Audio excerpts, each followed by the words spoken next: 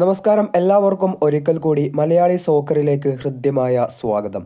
ഇന്ന് നമ്മൾ പറയാനായിട്ട് പോകുന്നത് കേരള ബ്ലാസ്റ്റേഴ്സിന്റെ താരമായിട്ടുള്ള ജസ്റ്റിനെ കുറിച്ചാണ്.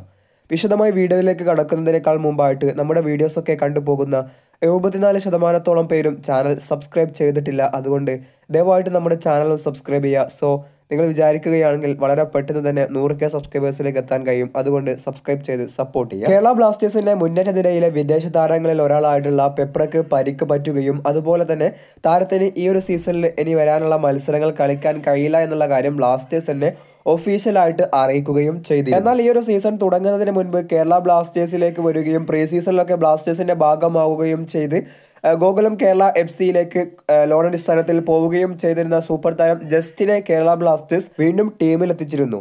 എന്നാൽ ഇപ്പോൾ ഇതാ ബ്ലാസ്റ്റേഴ്സിന്റെ ടീമിനോടൊപ്പം ട്രെയിനിങ് ചെയ്യുന്ന താരത്തിന്റെ ഫോട്ടോകൾ പങ്കുവച്ചിരിക്കുകയാണ് ബ്ലാസ്റ്റേഴ്സ് തന്നെ.